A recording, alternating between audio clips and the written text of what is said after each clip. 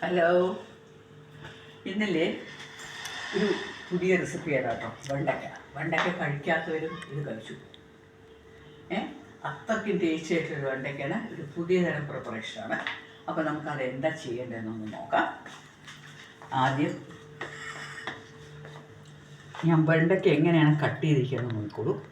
ഇങ്ങനെ കണ്ടോ, ഒരുപാട് നൈസായിട്ടല്ല, ഒരു 3/4 ഇഞ്ച് ഇങ്ങനെ കട്ട് ചെയ്താൽ കഴുകി വൃത്തിയായി തുടച്ച് എന്നിട്ടാണ് ചെയ്തിരിക്കുന്നത് കേട്ടോ. ഇനി അതിന് വേണ്ടി ഒരു പ്രിപ്പറേഷൻ ഉണ്ട്. ഈ 2 പച്ചമുളക്, വെളുത്തുള്ളി ഒരു 10-12 ഉണ്ട്, കുറച്ച് നിലക്കടല, ഇതെല്ലാം കൂടി ഞാൻ ഒന്ന് ക്രഷ് ചെയ്യണം. ക്രഷ് ചെയ്തിട്ട് പോരാം. അപ്പോൾ ഞാൻ പറഞ്ഞതിലൊരു വ്യത്യാസം എന്താ വെച്ചാൽ, ക്രഷ് ചെയ്യാൻ പോകുന്നതിന് മുൻപേ നമുക്കിതിനെ എണ്ണയൊന്ന് ചൂടാക്കണം. ഈ വെളുത്തുള്ളിയും പച്ചമുളകും എല്ലാം കൂടി ഇട്ടിട്ട് ഒരു സ്പൂൺ എണ്ണ ഒഴിച്ചിട്ട് ഞാനതിനെ ചൂടാക്കാം.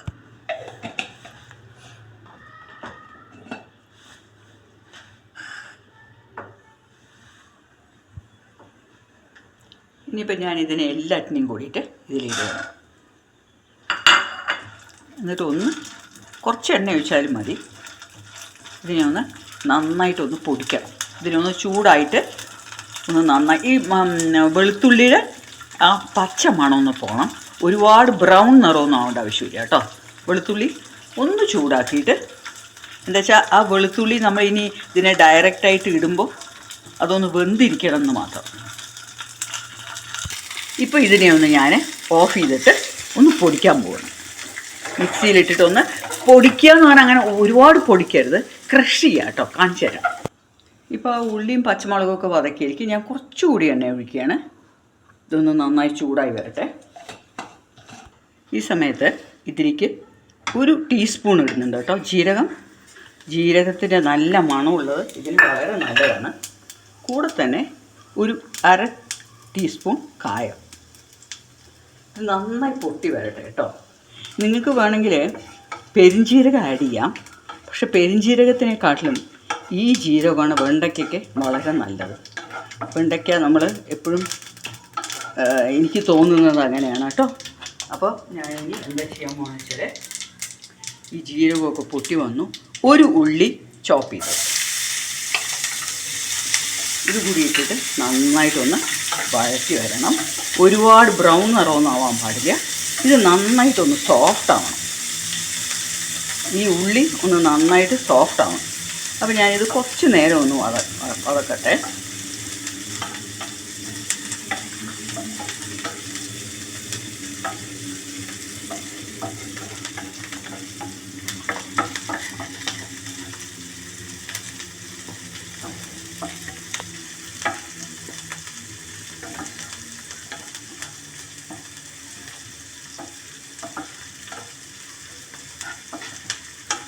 നല്ല മണം, ഉള്ളിയുടെയും ജീരകത്തിൻ്റെയും കായത്തിൻ്റെയൊക്കെ നല്ലൊരു മണം വരുന്നുണ്ട്.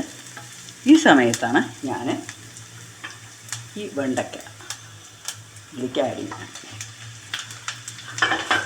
വെണ്ടയ്ക്ക ആഡ് ചെയ്തിട്ട് നന്നായിട്ടൊന്ന് ഈ ഉള്ളിയും വെണ്ടയ്ക്കയും കൂടി നന്നായിട്ട് ഇതിലൊന്ന് പിടിക്കണം. കണ്ടോ, ഈ വെണ്ടയ്ക്ക അങ്ങനെ ഒരു 5 മിനിറ്റ് കണ്ടോ, അതിൻ്റെ പച്ച നിറമൊന്നും പോയിട്ടുമില്ല. ഒരുപാട് ഹൈ ഹീറ്റിലിട്ടിട്ട് ചെയ്യരുത്. ഇങ്ങനെ വെണ്ടയ്ക്ക ഒന്ന് നന്നായി വഴറ്റിയ ശേഷം ഇനി എന്താ ചെയ്യാൻ മാറിയോ, ഇതിലേക്ക് 1 ടീസ്പൂൺ ഉപ്പും മഞ്ഞളും.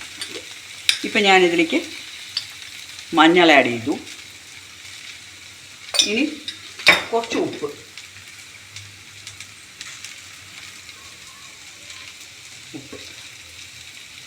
ആഡ് ചെയ്തിട്ട് ഇനി നന്നായിട്ടൊന്ന് വഴറ്റുക. അപ്പോൾ ഒന്നും കൂടി ഇതൊന്നാവും.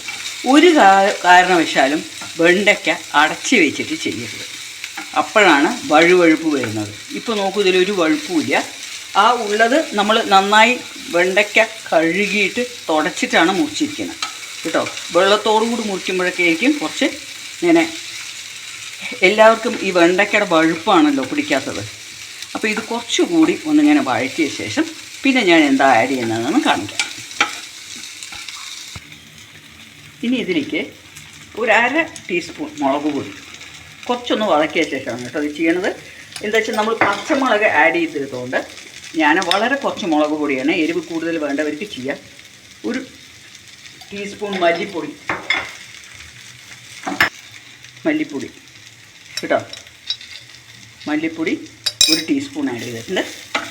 ഇനി എന്താണ് ആഡ് ചെയ്യണമെന്ന് അറിയോ,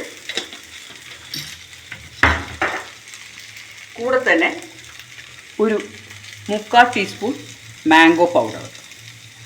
ഈ മാംഗോ പൗഡർ വെണ്ടയ്ക്കയ്ക്ക് ഒരു പുളി കിട്ടിയാലാണ് ഇതിൻ്റെ വഴുപ്പില്ലാണ്ടാവുക. അപ്പോൾ ഇതും കൂടി ഇട്ടിട്ട് ഇനി നന്നായിട്ടൊന്ന് വഴറ്റും. ഇങ്ങനെ ചെയ്യുമ്പോൾ ഈ വെണ്ടയ്ക്കയുടെ വഴുപ്പ് കണ്ടോ, ആ വെണ്ടയ്ക്കൊക്കെ ആ പച്ച നിറം ലൂസ് ചെയ്തിട്ടില്ല. എന്തുകൊണ്ടാണ്? എന്നാൽ അത് വെന്തിട്ടുമുണ്ട്. എന്താ കാര്യം അറിയോ, അടച്ച് വെച്ചിരിക്കുക ഒന്നാമത്തെ കാര്യം, അതുകൊണ്ട് വഴുവഴുപ്പില്ല. ഇനി ഇത് കുറച്ചുകൂടി ഇങ്ങനെ പാനിൽ അടച്ച് വെക്കാണ്ട് ഒന്ന് കിടന്ന് വേവട്ടെ. ഈ സമയത്ത് നിങ്ങൾക്ക് നാരങ്ങ നീരുവാണെങ്കിൽ ആഡ് ചെയ്യാം. എൻ്റെ വെണ്ടയ്ക്കൊക്കെ നന്നായി കുക്കായിട്ടുണ്ട്. ഇതിൽ 1 തുള്ളി വെള്ളം ചേർത്തിട്ടില്ല.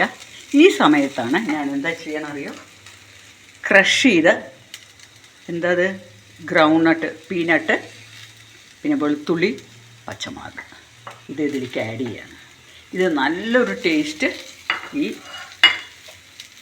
വെണ്ടയ്ക്ക ഫ്രൈന് കൊടുക്കും. ഇതാണ് ഇതിൻ്റെ ക്രഞ്ചിനെസ്സും. ഇനി ഇതിട്ടിട്ട് ഞാനൊരു 2-3 മിനിറ്റ് ഇതിനെ ഒന്ന് ഫ്രൈ ചെയ്യും. ഇതൊക്കെ ഒന്ന് ഇതിലേക്ക് പിടിക്കട്ടെ കേട്ടോ. ഈ സമയത്ത് നിങ്ങൾക്ക് വേണമെങ്കിൽ ഉപ്പ് നോക്കാം, എന്നിട്ട് ഉപ്പ് ആഡ് ചെയ്യണമെങ്കിൽ ഉപ്പ് ആഡ് ചെയ്യാം. ഇനി ഇതിലേക്ക് കാര്യമായിട്ട് ഒന്നും എനിക്ക് ചെയ്യാനില്ല, പക്ഷെ ഞാനത് ഒന്നുകൂടി ഈ നിലക്കടല വെളുത്തുള്ളിയൊക്കെ ഉണ്ടല്ലോ അതൊക്കെ ഒന്നുകൂടി ഇതിലേക്ക് നന്നായി ഒന്ന് പിടിക്കട്ടെ. ഇപ്പം നോക്കിക്കോളൂ, വെണ്ടയ്ക്ക നല്ലോണം എനിക്കിതിലേക്ക് ഇപ്പോഴത്തേക്ക് ഉപ്പ് കുറവാണോ എന്ന് തോന്നുന്നുണ്ട്. ഞാനൊന്ന് നോക്കിയിട്ട് ഇടട്ടെ കേട്ടോ. എനിക്കിതിലേക്ക് കുറച്ച് ഉപ്പ് പോരാന്ന് തോന്നുകയാണ്. അപ്പം ഞാനിതിലേക്ക് കുറച്ച് ഉപ്പിട്ടു കേട്ടോ. എന്നിട്ട് ഒന്നും കൂടി നന്നായി മിക്സ് ചെയ്യാണ്. ഇപ്പോൾ ഈ ഫൈനൽ സ്റ്റേജിൽ ഞാനിതിലേക്ക് കുറച്ച് മല്ലിയില ഇടും. മല്ലിയില ഇതിന് നല്ലൊരു മണം കൊടുക്കും. അങ്ങനെ എൻ്റെ ഹിന്ദിയിൽ പറയുന്നതും മലയാളത്തിൽ വെണ്ടയ്ക്ക എന്ന് പറയുന്നതും മെഴുക്ക് വരട്ടി റെഡിയായി. എന്താ ഇതിൻ്റെ ഇമ്പോർട്ടൻസ് എന്ന് ഞാൻ പറയുന്നത് എന്താ വെച്ചാൽ, ഈ വെണ്ടയ്ക്കയുടെ കളർ അങ്ങനെ മാറിയിട്ടില്ല കണ്ടു, നട്ട് വേവുകയും ചെയ്തു. അപ്പോൾ ഈ വെണ്ടയ്ക്ക ഫ്രൈയിൽ നിങ്ങളൊന്ന് ഉണ്ടാക്കിയിട്ട് നിങ്ങൾ ഒരിക്കലും ഇങ്ങനെ ഉണ്ടാക്കി കഴിച്ചാൽ പിന്നെ ഇതിനെപ്പറ്റി നിങ്ങൾ ഇഷ്ടമില്ലാത്തവരും ഇത് നന്നായി കഴിക്കും. ഇപ്പോൾ എൻ്റെ വെണ്ടയ്ക്ക ഒക്ര റെഡിയായി. ഇത് ഇങ്ങനെ തന്നെ ഉണ്ടാക്കി നോക്കൂ, വളരെ ടേസ്റ്റാണ് കൂട്ടുകാരെ. അപ്പോൾ ഇതുണ്ടാക്കിയിട്ട് എനിക്ക് ഇഷ്ടപ്പെട്ടുവെങ്കിൽ എനിക്കൊരു മെസ്സേജ് തരിക, നന്നായിട്ടുണ്ടെന്നോ. ഒരു പുതിയ തരം വെണ്ടയ്ക്ക ഫ്രൈ ആണ് കേട്ടോ. ഇതിന് സ്റ്റിക്കിനെസ് ഇല്ല. അപ്പം നിങ്ങളെ ഞാൻ ഇനി അടുത്ത നല്ലൊരു വീഡിയോ ആയിട്ട് കാണും വരെ it's bye from Sudha Menon. അപ്പം നിങ്ങൾ എൻ്റെ വീഡിയോ ലൈക്ക് ചെയ്യുക, പിന്നെ ഷെയർ ചെയ്യുക, ഒന്ന് കമൻസ് ഇടുക. Thank you. Bye from Sudha Menon.